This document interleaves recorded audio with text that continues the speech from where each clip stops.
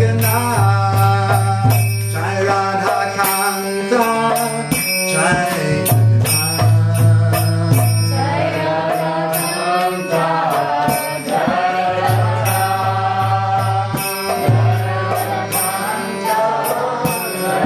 Jagannath, Rohini Nandana, Jai Baladev, Rohini Nandana, Jai Baladev, Rohini Nandana, Jai Baladev, Rohini Nandana, Jai Baladev, Jai Haladara, Jai Baladev, Jai Haladara, Jai Baladev, Jai Haladara, Jai Baladev, Jai Haladara,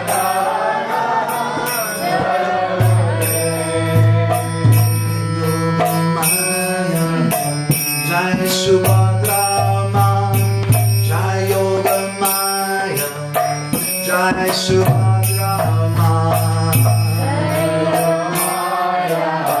Jai Subhadra, Jai Yoga Maya, Jai Subhadra, Jai Bhakti Dantri, Jai Subhadra Ma, Jai Bhakti Dantri, Jai Subhadra Ma, Jai Bhakti Dantri, Jai Subhadra Ma, Jai Bhakti Dantri, Jai Subhadra Ma, Jai Vaishnavashram, Jai Sudarshan, Jai Vaishnavashram, Jai Sudarshan, Jai Vaishnavashram, Jai Sudarshan, Jai Vaishnavashram, Jai Sudarshan, Jai Jagannath,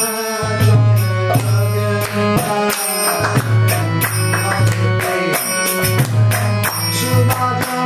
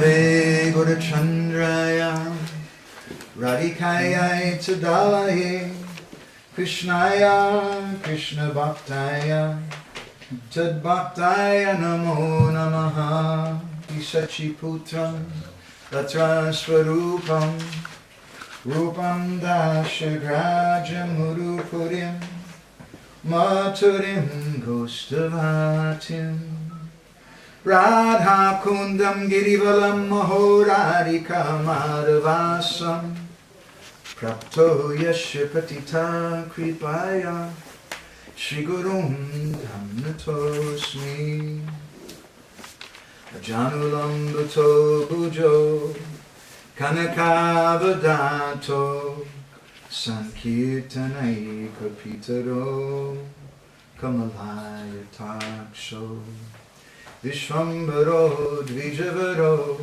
Yugadharma Palo Vande Jagapriyakaro Karuna Avataro Anarpita Chirim Chirat Karuna Avatirna Kalo Samarpaitam Manujvala Rasam Swabhakti Shriyam Hari Parata Sundara Duti Kadamba Sandipitaha Sada Vidaya Kandare Spuratuva Sachinandana Uttama Adama Kichuna Vachila Jachiya Jile Kakola Kahe Premananda Imana Goranda Vigoya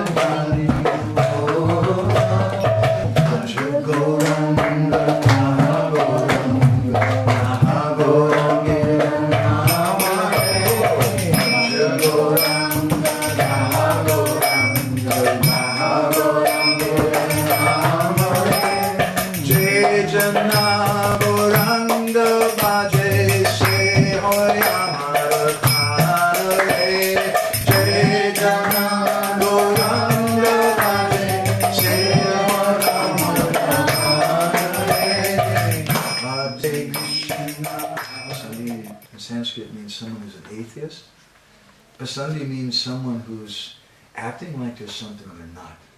Pasanjaham, aho nityam. I'm always like that. And in fact, even worse yet, paraparada dharmakaha. My nature is to commit offense to everyone. That's just what I do. Kshamashamam hare radha. So we pray, O Srimati Radharani, please forgive us.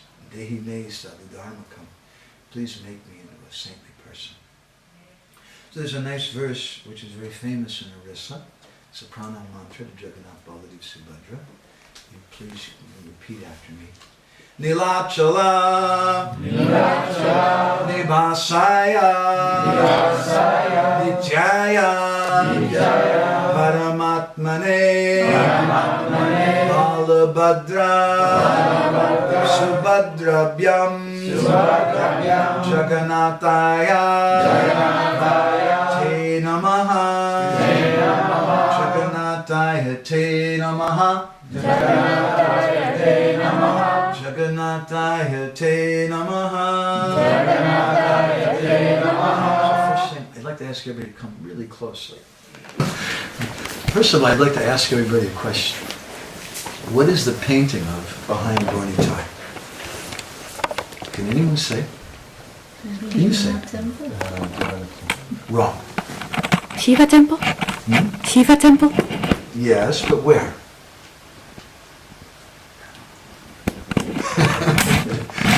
In Bhubaneswar. This is a Lingaraj temple, an extra credit if you can say where the picture was taken. Probably, I suspect someone painted this from a photograph and probably they thought it was the Jagannath temple. It's not. This is the second largest temple in Orissa. It's 55 feet high. The Jagannath Mandir is 65 feet high. This is taken from the viewing platform, which was made in 1901 for Lord Malcolm, what's his name? The first viceroy, English viceroy in England, who established the Indian Archaeological Society, and he protected the Taj Mahal and a lot of places like that. When he came to Bhubaneswar, they said, oh, this is also a very ancient temple. It's about 900 years old. you should please give us some money to help fix it up. He said, great, I'm going to go inside and see it. He said, well, sorry, we can't go inside because you're a foreigner. He said, let me get this straight. You want money from me, but you're not going to let me inside. And he said, yeah. Nothing's changed. Nothing's changed. But we made a nice platform for him. You can still see inside the temple, a little bit higher than this, you can see the ground there. This is definitely the Lingaraj temple. We've been many, many times. These are different smaller temples of Ganesh and Parvati, and there's a Nrsimha temple, there's a Satyanarayan temple, there's a Jagannath Baladev Subhadra temple, and there are many, many smaller temples. Just a note of interest. We saw. So, we'd like to try to say something about Jagannath, who's a very enigmatic, difficult personality to understand. I remember the very first time I ever went to a temple. It was in New Orleans. I don't know what year it was, maybe 1980 or something. And I saw deities for the first time. And I remember trying to figure them out. They had Gauritai, Radha Krishna, and Jagannath Baladev Subhadra. I was in front of Gauritai. Okay, these guys are like some cool couple guys dancing, that's okay. And here's this beautiful couple, I can relate to that, definitely, it's okay. And these other guys, Jagannath Baladev Subhadra, these are like from Mars. That's what we thought about Jagannath. And many, many people have many unusual understandings about Jagannath. And that's not just the people's fault, that's Jagannath's nature. We'd like to say something about that in the next few days. And we'd like to try to say something about what is the relevance of Jagannath for us. Sometimes Jagannath Rath Yatra becomes just some festival by which we can proselytize, we can sell some books, get some people to come, collect some money, make some advertising, and we think of it like that. Of course, we all know there's a much deeper purport behind it, but that purport should be something which is very real in our lives. Otherwise, what's the value of it? We're just doing some external thing. Right? So this is a very nice song we're singing by the medieval poet Yadudas. This is a famous song in Gauri Vaishnava Padavali. And he sings it, Chodike Mahanta Mili. This translation is not so good. Right? From all the four different directions, all the different mahants were meeting together.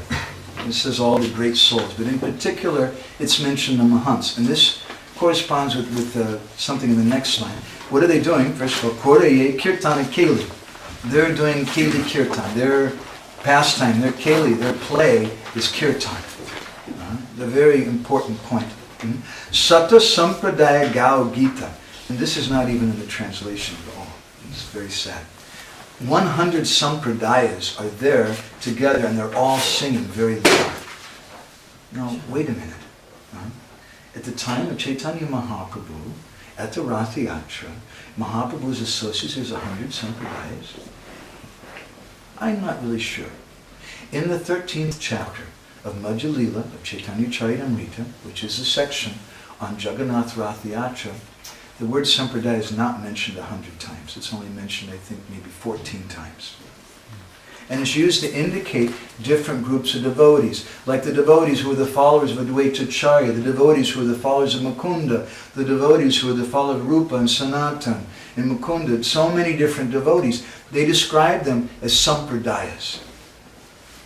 And Srila Prabhupada, I think he translates them as groups. This is the first significant point for our understanding of Jagannath.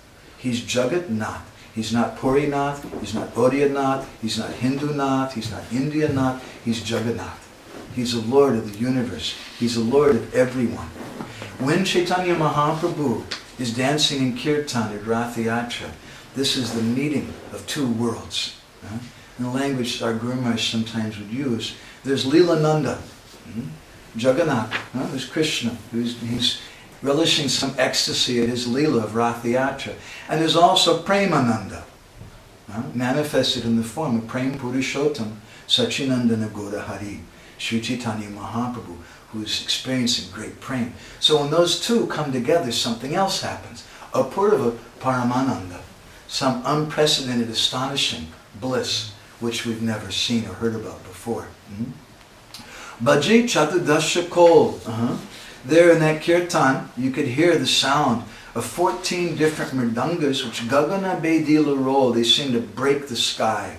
Everyone, Deki Jagannath Anandita, everyone was feeling so much ecstasy seeing Lord Jagannath. So this is Rath Yatra, when all the Vaishnavas meet together. And there's so much ecstasy. Deki Jagannath Anandita, when they see Jagannath.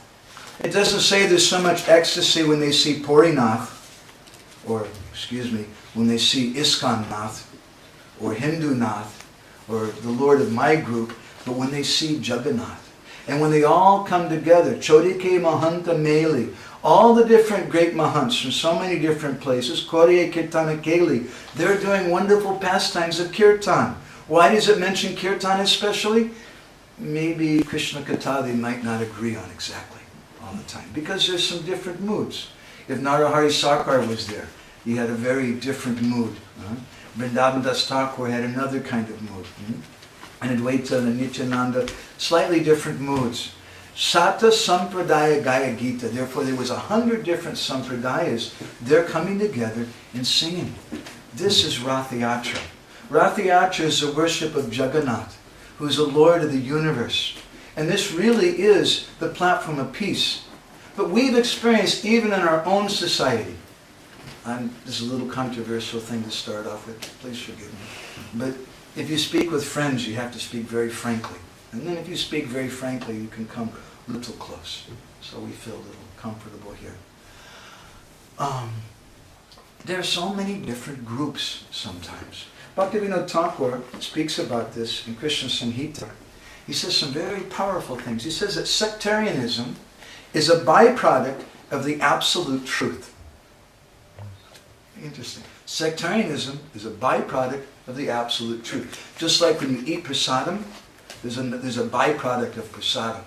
Happens to you maybe the next morning when you go into the bathroom, something. We won't mention exactly what it is. It's not very pleasant. But it's a byproduct of prasadam.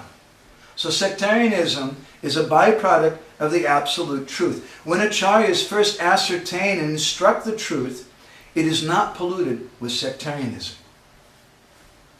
And Srila Prabhupada, in this regard, he said many, many times, there's one letter that he wrote to the Prime Minister of Canada. He said this ISKCON movement is a non-sectarian movement, and our members include persons from the Christian, Hindu, Muslim, and other backgrounds. And those persons are able, they can keep their own respective religions and still be a member of ISKCON. Wow.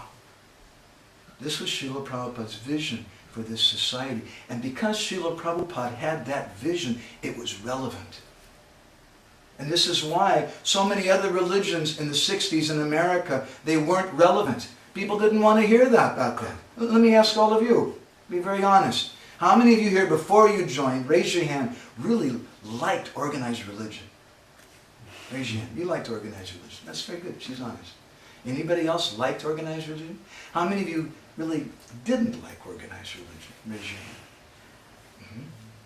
But we're here today. And sometimes we seem to have an organized religion. But we should understand the essential feature of this Krishna consciousness movement. Bhaktivinoda Thakur, he says that when acharyas first instruct the truth, it is not sectarianism. It's not polluted with that. But the rules and regulations received through disciplic succession regarding the goal and method of achieving it are changed in due course according to the mentality and locale of the people.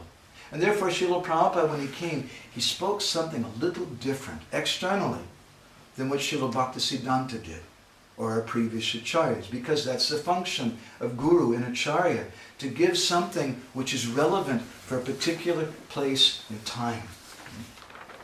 Bhaktivinoda speaks, though, about those rules, because those rules are not always exactly the same. Don't think that the six Goswamis were having Mangal Artik exactly like we were doing, and then they're singing the Shringa prayers and having Tulsi Puja right after that. And don't be disturbed if you find out they're not. Because the particular sadhana, the particular rules and regulations which the acharya gives are a little different according to time, place, and circumstance. Bhaktivinoda goes on to say, a rule that is followed by one society is not necessarily accepted in another society. Oh my God. I live in Jagannath, in Bhubaneswar, in Orissa, and we, on our parikramas, we have oftentimes get the good fortune to meet different Vaishnavas, sometimes from different branches of Srila Bhaktisiddhanta's family, sometimes from other branches of Chaitanya Mahaprabhu's family. And there are so many different rules and so many different communities. Bhaktivinoda says, as a community gradually develops more respect for its own standards, right? We have our standards, and our standards are important, right? Isn't it? Standards are very important. We have more respect for that. We want to maintain those. Then gradually, Bhaktivinoda says, that community develops hatred towards other communities and considers their standards to be inferior. That happens a lot. Oh, these people, they don't fast completely on Ekadasi. We do. They're not good. Or they eat carrots. Oh my God. It's a scandal. They're definitely going to hell. Bhaktivinoda says, these sectarian symptoms are seen in all countries since time immemorial. This is prominent amongst neophytes. So this Rath Yatra festival, it's very, very blissful for the soul because there's no sectarianism. Because everyone is accepted, everyone is appreciated. This is the Krishna consciousness movement that Srila Prabhupada wanted to start. He said, we don't care. You may be a Muslim, that's fine. You may be a Christian. In Kiev, we were just at Ukraine a few weeks ago, the devotees were doing Harinam on the street one day. And there were some Ukrainian Orthodox priests watching them. And those fellows are not always very friendly for the devotees. Sometimes they have the devotees beaten, some very bad things. But one of them looked very curious, and he came over to the devotee, and somebody gave him a book. He took the book home and he read it. A few days later, he came to the temple. This is pretty good. I'd like to know more about this. And he started asking questions, and he started coming to the temple and chanting. And he always wore his Orthodox Christian robes. Eventually, he became initiated. And sometimes he would lead kirtan in his Orthodox Christian robes. And he was still doing Mass in the church, in the Orthodox Christian way. He never gave up his Orthodox Christian, Russian Orthodox Christian responsibilities, his duties and things that he was doing. And then one day he had some pain in his side. He went to the doctor for some tests. The doctor came back and said, I have some bad news for you. He said, you have cancer and you only have a few weeks to live. And so he immediately went to the temple. He said, can I stay here? Now the devotees were doing kirtan around his body. When he left his body, I don't know if he had his robes on. Maybe he did. I don't think Krishna really cares. This is our society. This is Chaitanya Mahaprabhu's mission. And this is what the world needs so badly. We're not the International Society for Building Consciousness, or money consciousness, or even book distribution consciousness. Although all those things help to achieve our goal. We're the Society for Krishna Consciousness. And we should understand that when devotees come together and they have Krishna Katha, when they have kirtan together, and it's non-sectarian, it's really for the pleasure of Krishna and Jagannath, it's so very, very powerful. And everyone becomes very, very much attracted by it. So, Yadudas sings in the song, Unamata Nityananda. The Lord Nityananda, he's become mad. Unamata Nityananda, along with his good friend, Acharya Advaita Chandra, moonlike Advaita Acharya, Pandita Srivas Haridas, and Srivas Thakur and Haridas Thakur, they're there in the kirtan, and everybody is mad in ecstasy. What does it mean to be mad in ecstasy? It means you forget about your body. It means you forget that I'm Haridas Thakur and I am born in a Yavana family. That means you forget I'm Advaita Acharya, I'm born in a Brahmin family. Everybody just becomes completely mad in ecstasy of kirtan. This is the purpose of Krishna Kirtan, Krishna Katha. We should forget who we are for 15 minutes, for 1 hour, 2 hours. Such a wonderful thing. We can forget all of our upadhis, all of our designations, and just be absorbed in Krishna. Esa bhare sanghe kore, majhe nache gora hare, bhakata mandala charipas. He says that in that sangha of devotees, which is a sangha Sata Sampradaya Gaya Geet, where they're all coming together, Sata Sampradaya, everyone's coming together, and they're all seeing Lord Jagannath, the Lord of the universe, not my Sampradaya Nath, or Puri Nath, or Hindu Nath, but he's saying he's the Lord of everyone. Everyone is so ecstatic. And that sangha, Chaitanya Mahaprabhu comes, and he begins to dance again and again. He feels so much ecstasy, because this is pure kirtan. Bhakata Mandala Charipas. And it's not such a good translation. There's a mandala, a circle of devotees, with charipas in all four directions. They're tying Mahaprabhu up. They're binding him by their mood and kirtan, their loving ecstasy.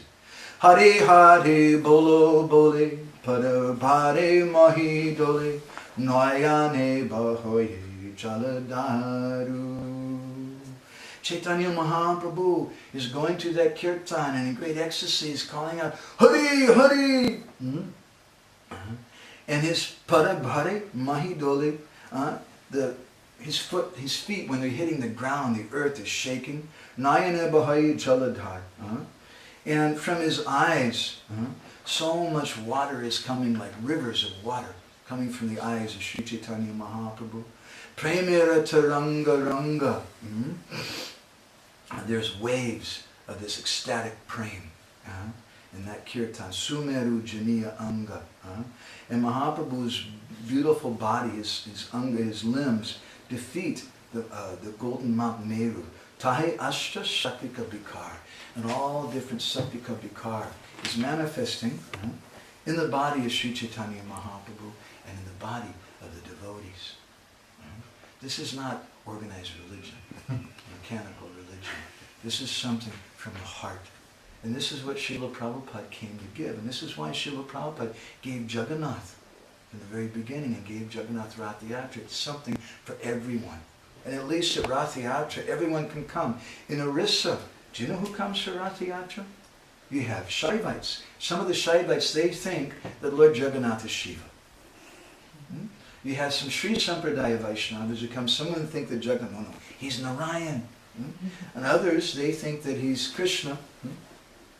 Yet other Vaishnavas, they have other different ideas. Some of them think that Lord Jagannath is Ramachandra, the Ramanandis. And then the Shaktas, they think that he's actually a form of Durga. Some of the Jagannath Durga, some of them worship him like that. And the Shaivites are worshiping, even the Ganapatnis, the worshippers of Ganesh, they think that he's Ganesh. And Jagannath goes along with it. And he has his Hati Vesh right after Snan Yatra, Snan Purnima, when he has his public bath. He dresses up like an elephant, like Ganesh, because there's some Ganapatni Bhaktas there. Present also in the crowd, there are some Christians. There are some Christians in Orissa, not a huge amount, but there are some Christians there who consider that Jagannath is God. And there are even some Muslims.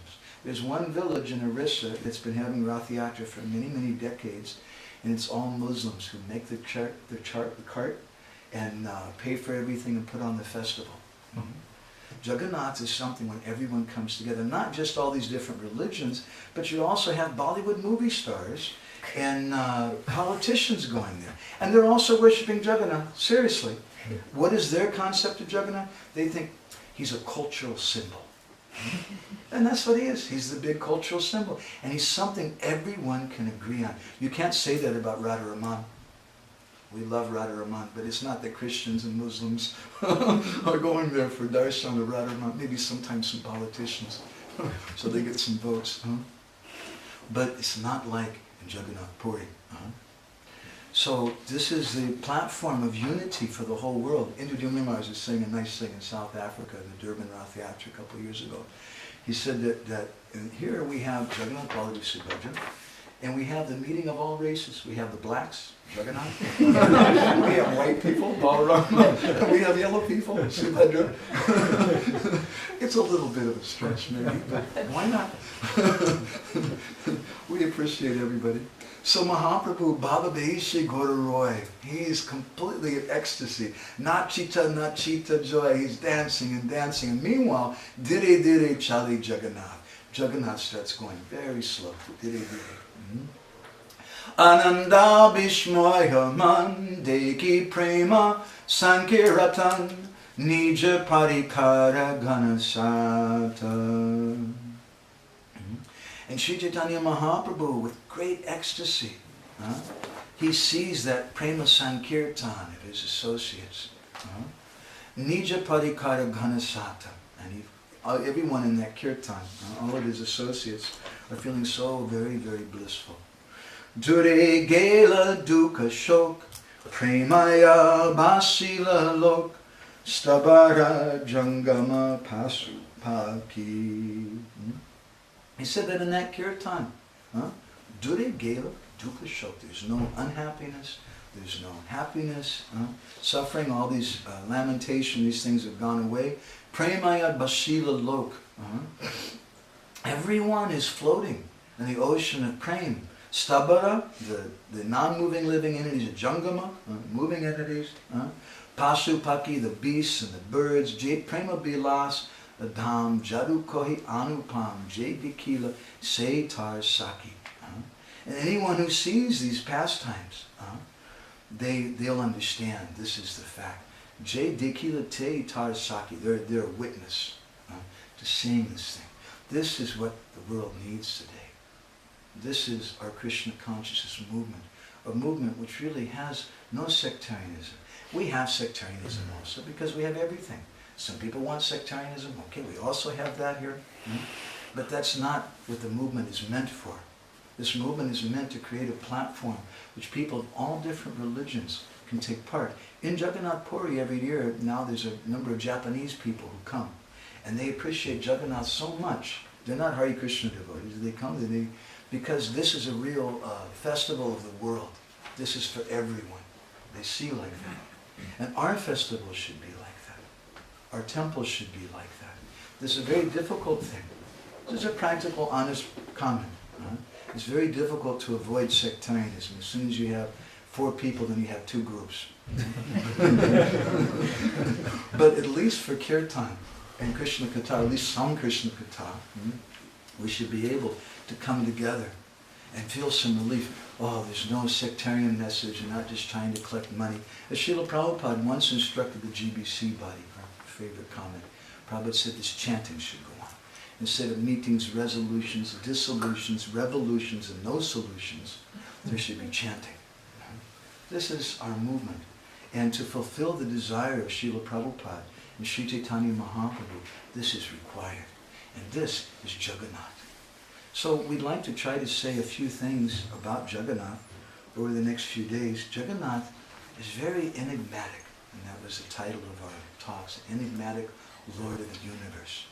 So we'd like to begin a little bit from a distance and try to understand something about Jagannath in a philosophical way and also from some of the tradition of Jagannath Puri.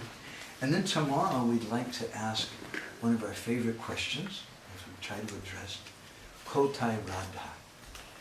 Where is Radha? Okay, you guys, I know you Hare Krishna people. You're always saying that Jagannath is Sham Sundar Vrindavan Bihari Krishna. You're always telling us that. All right, if that's true, then where's Radha? I don't see her next to Jagannath. Where is Radha? And then why? Is Chaitanya Mahaprabhu, who's Radha Bhava Duti Sivalikam Nome Krishna Swarupam, who's in Radha Bhav, why is he going to Jagannath? I did some research on this subject. We have a large library in Bhubaneswar. I went through maybe about 8 or 10 different biographies of Chaitanya Mahaprabhu, including some very rare books. And I looked for a mention of different deities to see who was the most prominent deity for Sri Chaitanya Mahaprabhu. Number 2 slot was Tota Gopinath. There was a few hundred references I found to Tota Gopinath. But otherwise there's 1 or 2 references to deity here or there. But there were thousands of references to Lord Jagannath. And Narahari Chakravarti Thakur, not Narahari Chakravarti Thakur, Lochandas Thakur, in Chaitanya Mangal, he describes that every day Sri Chaitanya Mahaprabhu was going 3 times a day to have darshan of Lord Jagannath. You know? When Sri Chaitanya Mahaprabhu went to South India and he was staying in Sri Rangam, every tirtha has their deity, and their deity is the best, and he's the first deity. And Sri Rangam has some tradition like that too. And they say that Ranganath was the very first deity in the universe. I don't know, we're not going to argue about it. But he's a very special deity, very, very beautiful. And Chaitanya Mahaprabhu was going there to have darshan of him every day. But it seems that perhaps he wasn't completely satisfied with that darshan of that very beautiful ancient deity, Lord Ranganath, because with his own hands he made another set of deities. We are still worshipped there today. I visited those deities, very wonderful temple. On the wall, in the Telugu script, are written 8 different verses. The first verse, if you can read it, someone was translating for me. Chaito Darpana Marjano Baba Mahadva. The Shikshastakam. Chaitanya Mahaprabhu's Shikshastakam is written on the walls in the Sri Vaishnava temple. Very wonderful thing. So who are those deities? Those deities are Jagannath, Baladev, Subhadra. The Chaitanya Mahaprabhu made with his own hands. A little human-like looking, a little slightly different feature than Puri. We made a magazine, I had with me, about this a few years ago, called The Hidden Identity of Lord Jagannath, which we'll speak more about tomorrow. But I can pass this around right now. There's a wonderful picture of these deities that Chaitanya Mahaprabhu made with his own hands.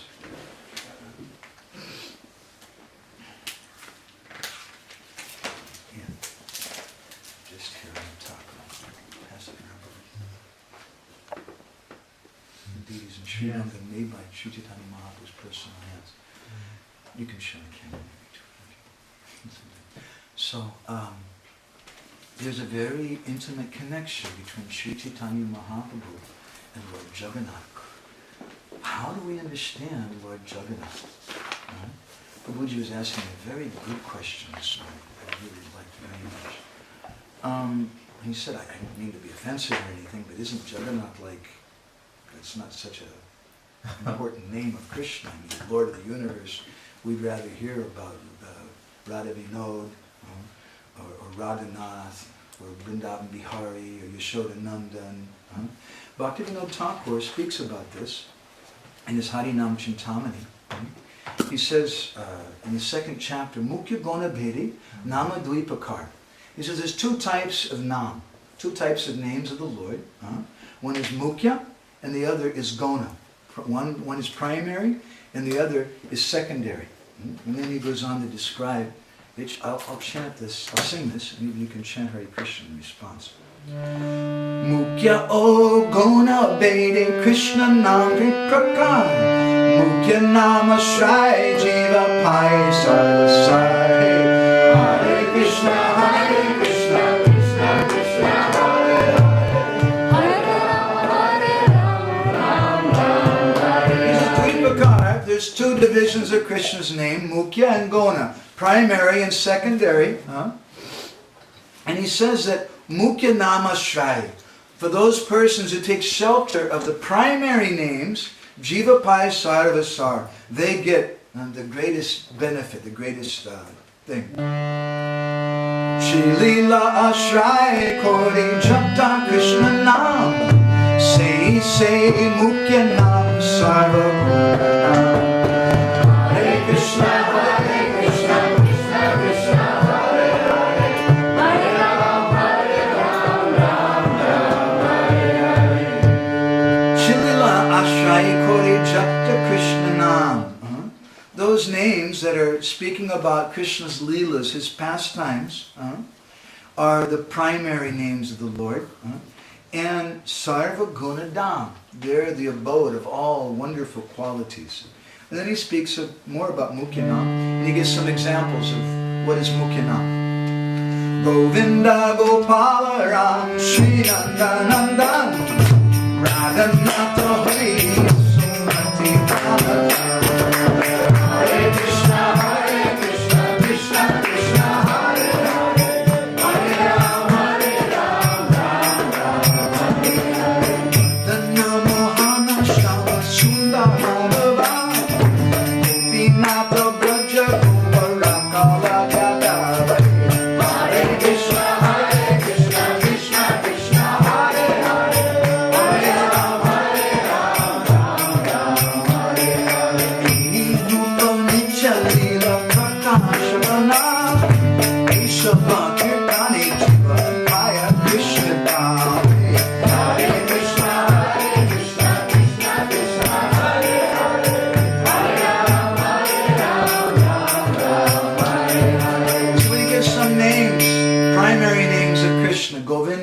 Gopal, Shri Nandanandan, Radhanath, Yasomati, Pranadhana, the life of Yasomati, Mother Yashoda, Madana Mohan, a personality who bewilders Cupid, Shamasundar, Madhava, Gopinath, Braja Gopa Rakal, are examples of names. He says, E Rupa Nitya Lila Prakashaka Nam, that Lord Krishna's eternal pastimes are manifest in these names. What are some other mukhya names? Can anyone think of any? Giridhari.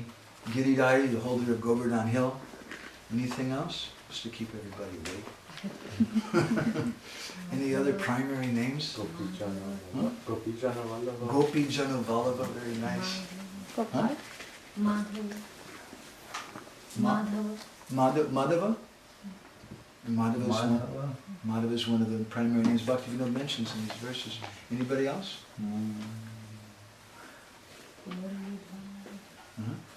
Giridhari. So he says, Esaba Kirtane Jiva Paya Krishna Dham. That by doing kirtan of these names, the living entities, they enter Krishna Dham. They enter into Krishna's abode. Then he says, Gonanama Otahara Lakshana. What are the qualities, the lakshana, of the secondary names? Jada Prakritira Pariye Nama Jata Prakritira Guna Bhuna Vedira Samata Hare Krishna Hare Krishna Krishna Krishna Hare Hare Hare Rama Hare Rama Hare Hare. He says that all the Vedas, Vedira Samata, all the Vedas, they describe that those names, that Jada Prakritir Pariyai Nama Jata, that describe the Lord's relationship with the dull material world, those are Gonanam, those are secondary names. Shishti Karta Paramatma Brahma Siddhikara Jagat Sanharta Bhakta Yagnishvara Hare Krishna Hare Krishna Krishna Krishna Hare Hare Hare Rama Hare Rama Hare Hare. So then Bhaktivinoda, he gives some examples of Gonanam, secondary names. Shishtikarta, the person who is the creator of the universe. Paramatma, the super soul in everyone's heart. Brahma, that person is Brahman. Stitikara, the maintainer. Jagat Sanharta, the destroyer of the material worlds. That person is Pata, the protector. Yagyeshvar, the lord of Yagyas. These are all examples of secondary names. Can anyone else think of any other secondary names of the Lord? Rishikesh. Rishikesh, the lord of the senses. Yeah, that's good. Sankarshan. Huh? Sankarshan. Sankarshan. Yeah. Can Sankarshan be a secondary name? Some names can be both secondary and primary. Sankarshan can be a name for Balaram, and we can think of him in a Leela kind of way, that he was attracted to the womb of Rohini, thank you. And it could be a Gonanam, in the sense that he's attracting the conditioned souls in this material world. He's transferring them. Anything else? Any other secondary names? A lot of times when you speak of Jagat, the universe, that indicates some material name. Can you think of another name in connection with Jagat? Jagannath. Right. That's a secondary name of the Lord. Okay. Bhaktivinoda continues, Mukhya Ogona Namera Phalabheda. That there's different fruits. This Mukhya Nam and the Gona Nam, the primary names and secondary names. E Rupa Nama Karma Jnana E Rupa Nama Karma Jnana Karunata Punya Moksha Dana Kore Shastra Samata Hare Krishna Hare Krishna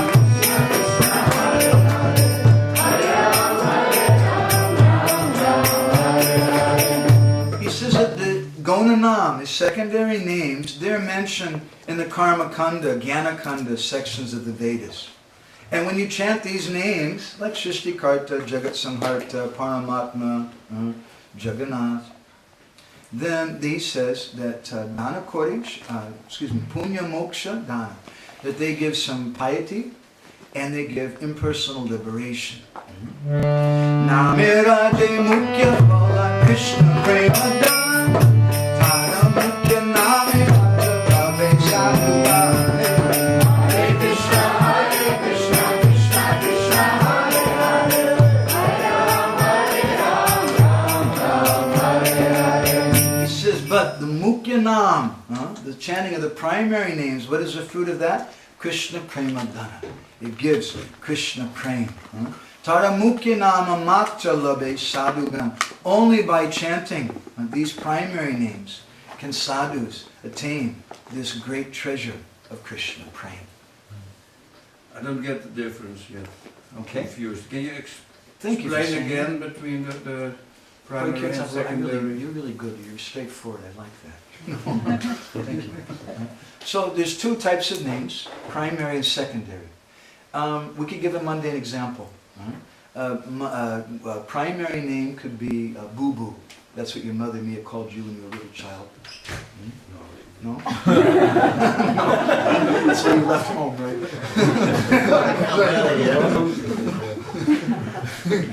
You have many different names. Sometimes when you're cutting somebody off on the road, maybe they have a particular secondary name. And some people may call you student, some people may call you sweetheart, they may call you buddy. But the best name may be Hari Kirtan, because that's your given name. But still, you have other names. Somebody may say, hey, that student. It may be a nickname you have, student, the best student. Or you may have a nickname like the truck driver, or this or that. Those are secondary names, because those are not really about you. Those people don't really know you. They just know something that you do. So we could say in a similar way that the President of the United States, somebody's called that. But that's a secondary name for Obama. Obama is a person, and he has personal qualities and things that he likes to do. But there's a secondary designation for him, which speaks about his qualities as a president. He's the, I don't know what they call his words are, but he's in charge of all the armed forces. Commander-in-Chief. Commander-in-Chief, and he spies on everybody with NSA. I don't know what you call that. They have some four-letter words for that now. So there's a different designation. So in the same way, Krishna has different names also. And his primary names indicate his pastimes. Yashodanandan, that he's the son of Mother Yashoda. He doesn't have to be the son of Mother Yashoda. He's God. And our Gurus sometimes would say that when Uddhava went to Braj, Uddhava tried to convince Nanda and Yashoda, he's not actually your son. He's God. And they looked at him, what the hell are you saying, Uddhava? We thought you were a wise person. You don't know anything. So Krishna likes that name because that indicates how he's being controlled by his devotees. It indicates his Leelananda and the Premananda, as we were mentioning earlier, of his devotees. Those two things together. So his secondary names are called Gona. The primary are called Mukhya. The Gona names are like Shrishtikarta. He created the universe. He's a bad dude, I would say, in America. He created everything. He destroys everything. You should be nice to him. He gives everything. He gives our daily bread. He's God. He's Yahweh. He's Allah. These are secondary names. These are also names of God. But they're secondary names because they don't speak about his pastimes or his personal qualities. They just speak about his power and things that he does. Okay? You got it now? A little bit. Yeah. Okay.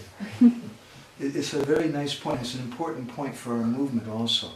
The Krishna Katha, Krishna Leela is very, very important for us. So, okay, now we've understood that. This is really philosophical, and I want to congratulate everyone for surviving this part of our discussion. Very good. That was a little hard to go through, I understand. Now we can discuss a little more, something sweeter. So, understanding this philosophical point, this foundation, what is going on in Jagannath Puri? How is it that Sri Chaitanya Mahaprabhu, he's addressing Jagannath as Jagannath, and sometimes he calls him Manima. Manima in a real language is like saying, excuse me, sir. Mother Yashoda didn't ever address her Gopal as Manima, as sir. Radharani never addressed Krishna as Manima. But Chaitanya Mahaprabhu is doing that. How do we understand that? There's a very beautiful verse that Chaitanya Mahaprabhu quotes in the 13th chapter of the Madhya Lila. He sings this in front of Jagannath. And this verse is spoken by the gopis in the 82nd chapter of the 10th canto. This is the chapter which describes a reunion between the Brijvasis, residents of Vrindavan, and Krishna in Kurukshetra. It's a very interesting thing. The gopis only speak one verse in that section. And there's no commentary for most of our acharyas. We found a little bit of a rare commentary. One acharya is saying how there's only one verse because Shukadeva Goswami couldn't bear to repeat what the gopis were saying. It was too painful for him. So I only quoted one verse. And that verse, found in the 82nd chapter of the 10th canto, spoken by the gopis to Krishna, Kurukshetra, was one of the verses spoken by Chaitanya Mahaprabhu at Rath Yatra in front of Jagannath. Ahushchate nalina nava padara vindam yogeshvarai hridi vichancha magada bodhai sansara kupa patitotara navalambam geham jusam apibanat yudhyasadanaha. I can read you Prabhupada's translation. Prabhupada says, Dear Lord, whose navel is like a lotus flower, your lotus feet are the only shelter for those who have fallen into the dark well of material existence. Your feet are worshipped and meditated upon by great mystic yogis and highly learned philosophers. We wish that these lotus feet may also be awakened within our hearts, although we are only ordinary persons engaged in household affairs. Now, if you look closely at this verse, they address Krishna as Yogeshwar. They address him as Nalina Nava, who Nalina Nava means a lotus navel, means where Lord Brahma came from, which indicates the creation of this universe. These are all secondary names. Why are the gopis speaking like this to Krishna? This verse has 3 or 4 different meanings to it. In Sanskrit, there is something called parokshavad. Parokshavad means it has another meaning. How many men here are married? Raise your hand.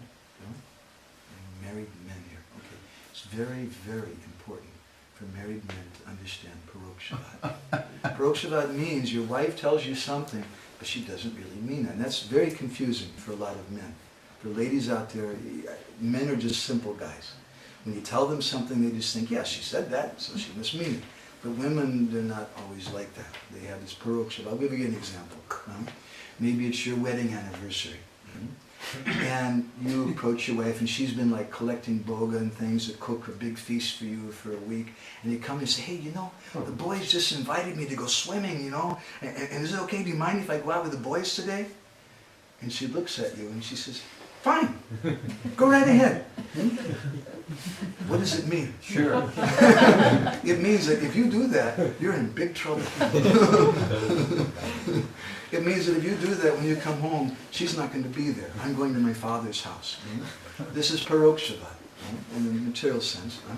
That one thing is being said, but a completely different thing is being meant. And this is very difficult for men. Please, ladies, we're not so sharp and subtle sometimes. So we heard, she said, I can go with the boys. What's the problem? I said, I went with the boys. So the gopis are also speaking parokshavad. They're speaking to Krishna in a covered kind of way, in a very, very sweet way. Oshchate nalina naba padara vinda yogeshwarai ridivichandra magada bodhai. They're coming and saying, oh, excuse us, Bhagavan. We've heard now you've gone to Dwarka, now you're God. Do you still remember that little village called Vrindavan? Do you ever think about the people there? Probably you don't, because Yogeshwara Ridivichincha Magada Bodhai, you're just worshipped now by great yogis and great philosophers. We're not yogis. We're not philosophers. We remember what instructions you gave us through Uddhava. Nonsense instructions. We can't perform yoga. We're not yogis. A yogi is someone who's very peaceful. But we're never peaceful, the gopis are saying, because you left us. And we can't stop thinking about you. How can we do yoga? Sansara kupa patitotara navalambam. You probably don't remember us because we're fallen in the sansara coop, in the deep dark well. We're just some village girls, and now you have so many beautiful ladies in Dwarka. Geham jusam api manasyudiyat sadanaha. So you please appear in our minds and our hearts. Really what the gopis are saying is, we don't want you here. We want you back in Vrindavan. So this is Parokshavad, and this is also Gonanam.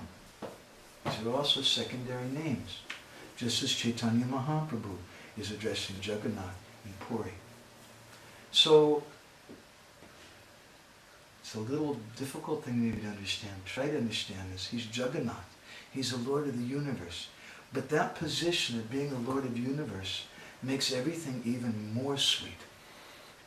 It's described by Krishnadas Kaviraj Goswami in Chaitanya Charitamrita that Aishvarya Priti Sankuchita, that the nature of awe and reverence, Aishvarya, when you worship God as a big man who creates everything and destroys everything, is a Priti Sankuchita. It makes the love shrink. Just like Arjuna.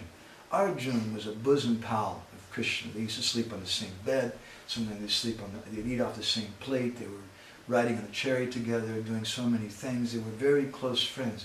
But when Krishna manifested his Virat Rup, this form of the universal form, Arjuna became afraid. And his devotion for Krishna became shrunken. And he became afraid. He started offering prayers. Oh, Deva, Deva, Jagat Pate, you're God, the God of gods, and this and this. But the gopis didn't do that. When the gopis met Krishna at Kurukshetra, and there was so much opulence there, they didn't start offering prayers to Krishna. Well, they did. We just read the verse, but there's a hidden meaning in it. And the gopis, their mood wasn't shrunken. Rather, their mood increased. And this is the nature of Jagannath Puri Dham.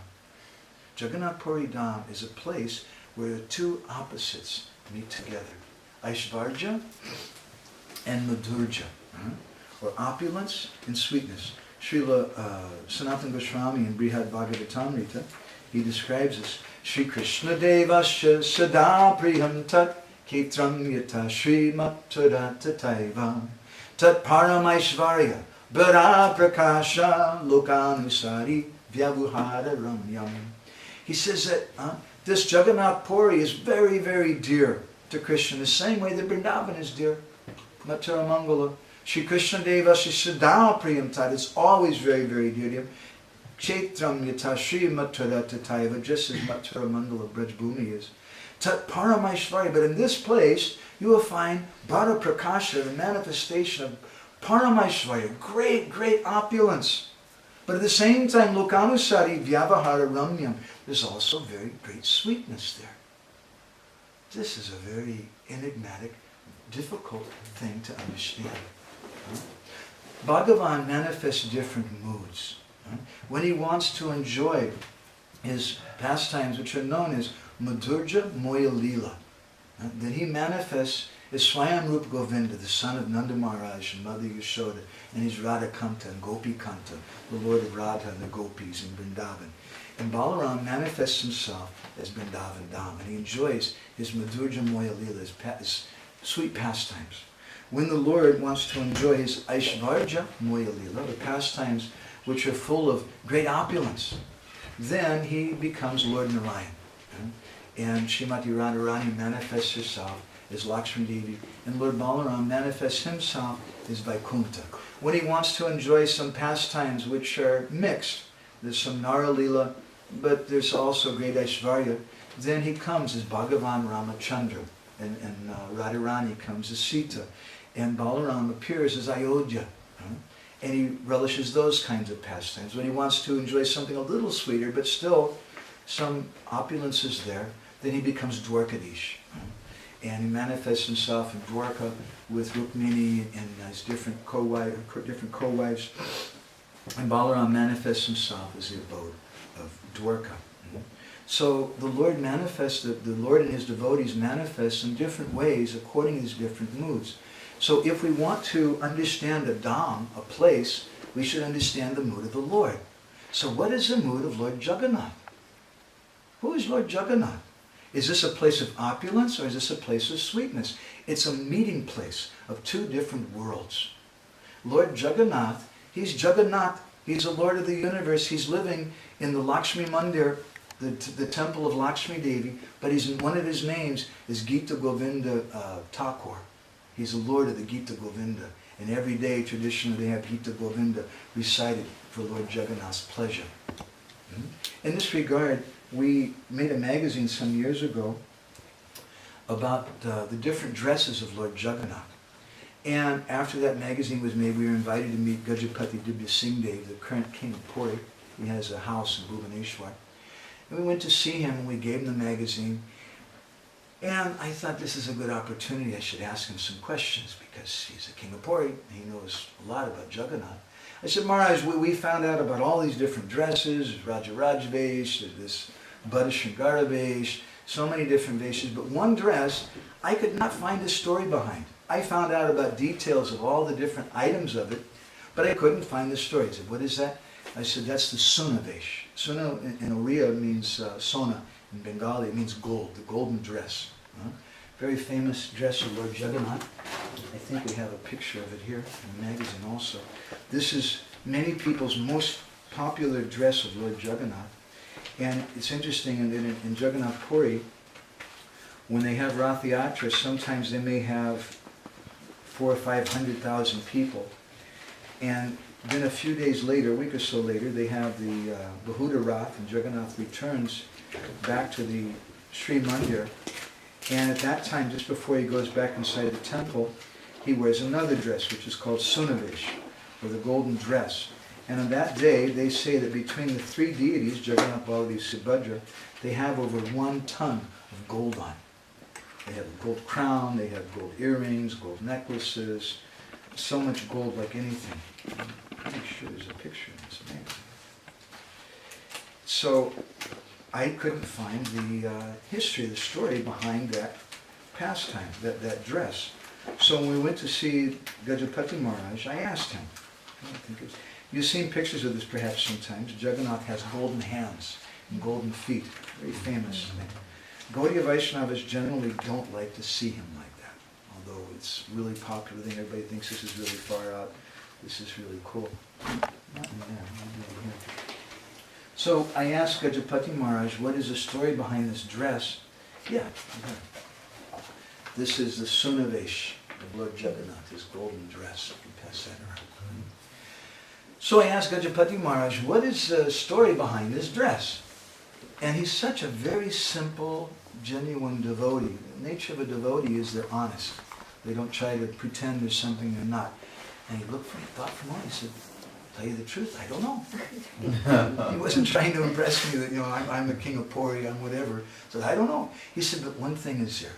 And he directed me to go and visit the Raj Guru, who is traditionally the guru of the Gajapati dynasty and their family. You go and ask him because they keep the records of the Jagannath temple and he can answer your question. So I went there, a little paper, hey, Gajapati Maharaj sent me, would you please answer my question? And he told me a story. Maybe it's getting a little late. Should we stop or should we tell the story? Okay? Should we tell some story? Okay. So, this story dates back about 1,000 years. There is a king of Puri named Anantavarma Chodaganga Dev. He ruled from about 1078 to 1147. That's his lifetime. And he's credited for having built the present temple of Jagannath in Puri. Most of the parts of the Bhoga Mandap was created later by another king and some other things. But he built the main temple. Now you may ask, well, wait a minute, I thought that it was created in Satya Yuga by Indradyumna Maharaj, the original. They say that under the Jagannath Mandir today there's another temple, and under that there's another temple, and under that is another temple, and over the millennium they built temples on top of temples. So the current temple that's there today is about 1,000 years old. Anandavarma Chodaganga Dev is said to have been a direct disciple of Ramanujacharya. So he was a great devotee of Jagannath, so much so that he liked to dress Jagannath. You can't say that about a lot of temple administrators or personalities, but he liked to dress Jagannath. And he used to go quite often to dress Jagannath. And when he would dress Jagannath, he would dress him in a very opulent style, because he's a king. That's what kings are into. They're into swords and weapons and gold and jewels and all kinds of things like that.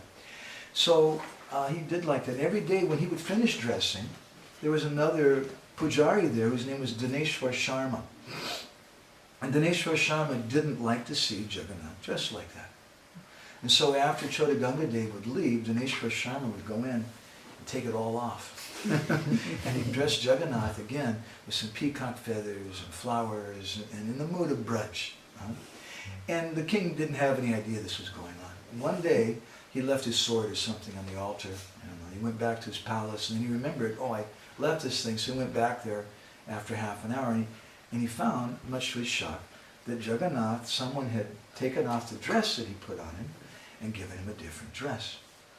And Chodaganga Dev was furious. Chanakya Pandit says that don't mess with a sleeping tiger or a sleeping snake or a sleeping king. They're very dangerous. So Chodaganga Dev became so angry and he called for everyone and said, hey, who did this? And all the Pandits were shaking. Wasn't me. And finally Dineshwar Sharma, he stepped forward, he said, I did it. He said, it's not right. You shouldn't be dressing Jagannath in such an opulent way. He's Radhanath. He's Gopinath. He's the Lord of Radha and the Gopis. He's Vrindavan Bihari. He likes his Braj Leela more than he does any other pastimes. And therefore he should be dressed in this way. And Chodaganga Dev became furious. He said, he is the Lord of the universe. And you want to dress him like a village boy? What is this? This is not appropriate. There's not enough wealth in my whole kingdom to properly dress him. There's not enough wealth in the whole universe to properly dress him. And you want to dress him like a village boy. They had a problem getting along. So they decided to go to visit one rishi. His name was Mudugal Rishi. This Mudugal Rishi was a local sadhu, lived a little ways outside of Puri. And they went to him, and each one of them presented their case. The king was saying that he's Lakshmi Nath, he's Vaikuntha Nath, he's Lakshmi Pati, the Lord of Lakshmi and Vaikuntha, and he should have so much opulence. And the Dineshwar Sharma is saying, no, he's Yashoda Nandan, he's the son of Mother Yashoda, Vrindavan Bihari, he likes his Braj Leela the best. And they couldn't agree. And Mugadal Rishi was in a very difficult situation. How do you say who's right and who's wrong? So being very intelligent, he said, well, it's difficult for me to give an answer. Tell you what, you both stay here in the ashram. And he arranged for separate rooms so they didn't fight. You stay here in the ashram. And he arranged prasad, and let me think about it for a few days, and I'll get back to you. So on the first day, they brought some Jagannath Mahaprasad to Dineshwar Sharma. And the Pandits in Puri, they chant many different mantras over the Mahaprasad before they take prasad traditional. And so he did Achman, and then he closed his eyes and began chanting his mantras. Om Swasino Govindaha, Swasino Jutantanto, Swasino Vasudevo Vishnu Didatu. So many different verses and mantras. And after a few minutes he opened his eyes, and the prasadam was gone. That's weird. Okay, whatever. Krishna wants me to eat, he'll give me food. If he doesn't want me to eat, he won't give me anything. What to do? So he fasted that day. The next day, they brought him Jagannath Mahaprasad again. He closed his eyes, chanting his mantra, opened his eyes, and prasad was gone. This happened for 3 days in a row. On the fourth day, he was, what's going on? This is so weird. So he had his eyes like half shut. And as he was chanting his mantras with his eyes half shut, he saw a really old man come into the room. He was so old his hands were shaking, his whole body was shaking. And the old man bent down and picked up the plate of Mahaprasad and started walking away with it. And Dineshwar Sharma said, hey, old man, who are you? What's going on? The old man, who couldn't hear so well, became frightened. And said, oh, now I'm in big trouble. And he started running. And Dineshwar Sharma said, no, it's okay. And he started running after him. The old man became more frightened. He started running even faster. And then the old man tripped on something. And he fell. And he smashed his head on the stone floor. And he died. And Dineshwar Sharma was just shocked. I was hearing all this from the chief, the Raj Guru. It's a pretty far out story. And Dineshwar Sharma then thought, what should I do? I have to do some prayashchitta, some kind of atonement to make up for this sinful thing I've done. This old man, he's a Brahmin, and he wanted Jagannath Prasad, and because of me, he's dead. This is terrible. So what can I do? So he knew Smriti Shastra, and he thought to himself, oh, the only atonement I can do for killing a Brahmin like this, I have to burn his body, and then I have to enter the fire myself, kill myself. That's the only atonement that I can do. So he created a big fire, and he burned the body of that old man, and then Dineshwar Sharma started to enter the fire. At that time, Lord Jagannath, who is known as Yogeshwar, the Lord of Yagya, came out of the fire, and he stopped him. He said, Dineshwar, what are you doing? You're my dear devotee. Huh? Don't kill yourself like this. And then Dineshwar said, and he told him the whole story. You know, that king, hop in the dress, I didn't like that. I came here with Mahaprasad, the old man, and told the whole story again. And the Lord told him, it's okay. And he put him down on his right leg. He sat him down in his lap, and he patted him on the back, and he said, you're my dear devotee. He said, I like your dress. Meanwhile, while all these amazing things were going on, standing behind a column, watching the whole thing, was Maharaj Chodagangadev, the king of Puri. And he started crying. And he came forward, he fell on the ground. He said, I'm an offender. I'm an aparadi. I thought I was such a big king, I'm so important. I didn't know that you like the dress of this Dineshwar Sharma. And therefore I was dressing you in such an opulent way. I'm an offender, please forgive me. And then Lord Jagannath picked him up and put him on his other leg and patted him on the back and said, I also like your dress. So the Rajaguru then, he concluded, he said that Jagannath accepts the dresses of both Dineshwar Sharma and Chodagangadev. Chodagangadev, he wears the dresses at Chodagangadev a few times a year, and they're known as Rajaraj Vesh, or Ram Vesh, Suna Vesh. 3 or 4 times a year they dress him up in very, very opulent ways. But he accepts the dress offered to him by Dineshwar Sharma every day. And that dress is known as Bada, which in Oriya means the same in Bengali as Boro, a great Bada, Sringara Vesh, or the dress of the great Sringara Rasa. And that evening it's also known as Gita Govinda Vesh, because Jagannath, he wears a special dress called Gita Govinda Kandua. And they take, from the village of Jayadev Goswami, they make a sari with some verses from Gita Govinda written on it.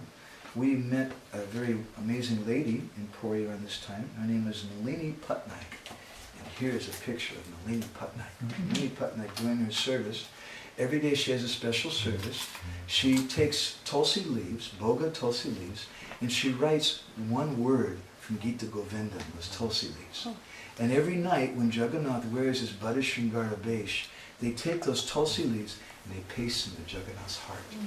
And they make little garlands with them and they hang them in different places. That Bada Shringara Vesh is the last dress of the day. And they say that at that time, the Srimati Radharani and all the gopis, they come to have darshan of Jagannath. So our revered spiritual master, he used to say that Jagannath is Aishvarja Madhurja Yugala Milan. He's a combined form of both opulence and sweetness. Both things are there in Jagannath. 2 great contradictions. This Aishvarya, which generally makes the sweetness shrunken, it generally makes the love shrunken, it doesn't make it shrunken in Kurukshetra. And that opulence doesn't make the love shrunken in Jagannath Puri, rather it enhances it. When the gopis see Krishna dressed in all these golden ornaments and all these elephants and soldiers and warriors with him, with the Yadu dynasty, they say, we don't want to see you like this. We want to see you in Vrindavan.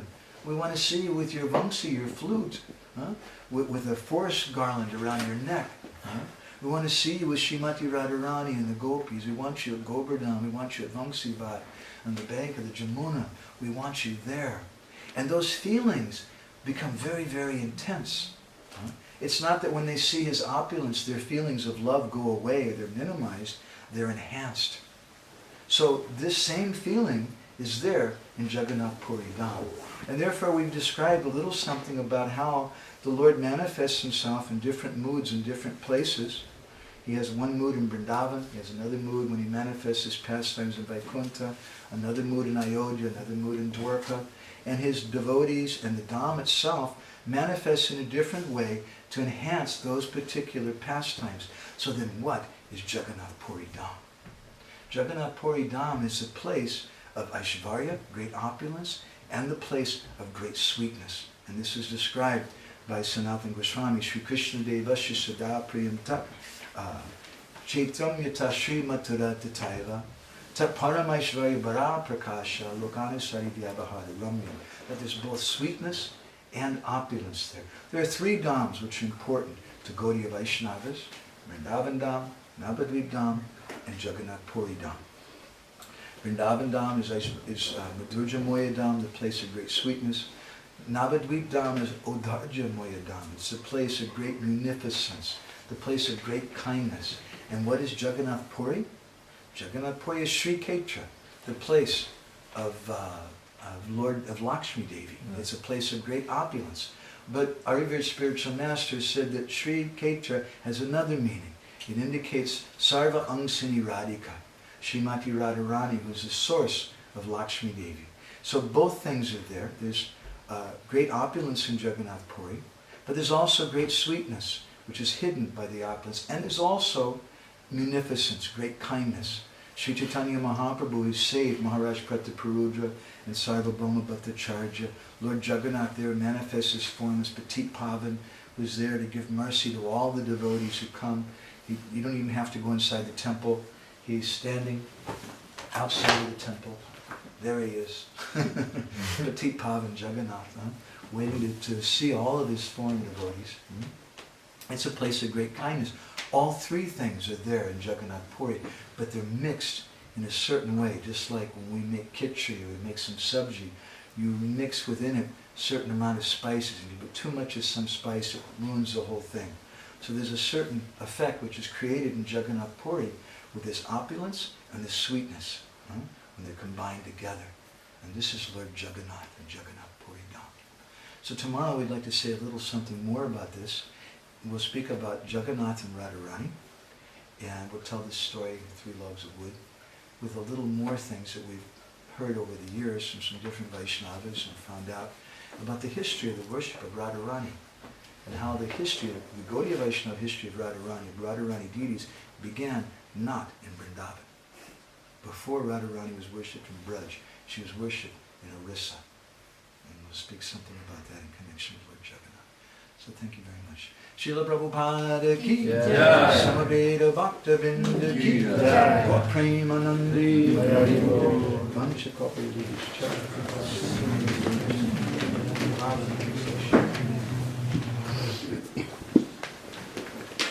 Any questions or comments from anyone? Is that okay, Hari Kirtan Prabhu? Any questions or comments? Maybe we can do kirtan for just a couple minutes. Time